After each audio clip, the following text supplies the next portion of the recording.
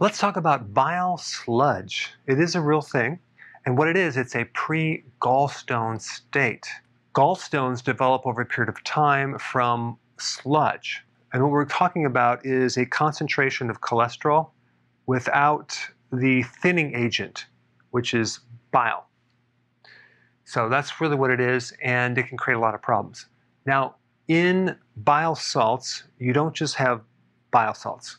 There's some cholesterol crystals, there's calcium salts, there's bilirubin, which is a byproduct of red blood cells. When red blood cells get old or damaged, bilirubin is the byproduct of that.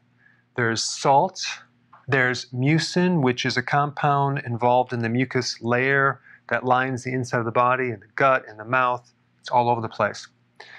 And then, of course, there's bile salts. So the more we have of this and the less we have of this, we start developing sludge, and then it turns into a stone. This happens quite frequently in pregnancy because there's so much pressure on your abdominal cavity up into these organs right here, the pancreas, the gallbladder, and the liver. Then you get this stasis or stagnant sludge that can develop into stones. Realize you have two types of bile salts. You have bile salts that are made from your liver, and also bile salts that are made from your microbes. So if you had a history of antibiotics and you destroy the friendly bacteria, that can create a bile deficiency and then increase your bile sludge. When you get a gastric bypass, you're going to increase the risk of getting stones because you alter the mechanics of the small intestine and the stomach as well. And so if we look at this, we have the liver, we have the gallbladder right here, and this is the bile. Then we have the pancreas. Then we have the small intestines. The gallbladder gets contracted when you eat, squeezing about 70% of that bile into the small intestine. Now, you're also getting the pancreas that is releasing lipase, and it's going to help break down that fat at this point right in your small intestine. But many times this sludge can get jammed up and stuck in these ducts throughout here, through the pancreas, and down through here as well.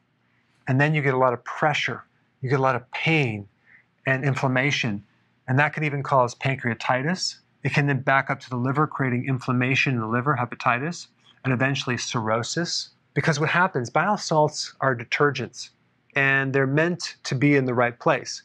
So if they're in the wrong place, let's say they're stuck up here in the liver tissue, that can create a major irritation to the liver tissue and create a lot of side effects. One of the symptoms would be pain in the right upper quadrant right here.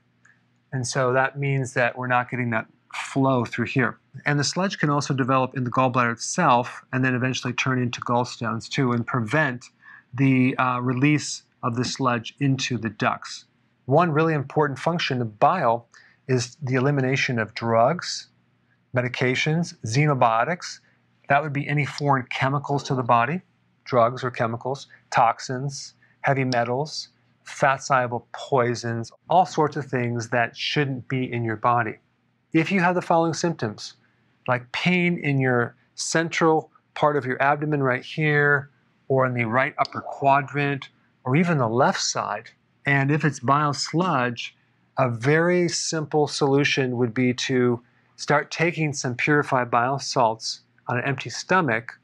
What that's going to do, it's going to help release this blockage and allow the drainage to occur through here, and you're going to find the symptoms greatly diminished. Now, the key is taking it in an empty stomach, because if you take it with food, those bile salts might be focusing on digestion and not helping you drain some of these blockages through here. Now realize this is just temporary as you implement the correct diet. If you're on the correct diet, you shouldn't have any problems at all. If you're new to my channel, I put down the best diet that you should be on down below. Check it out.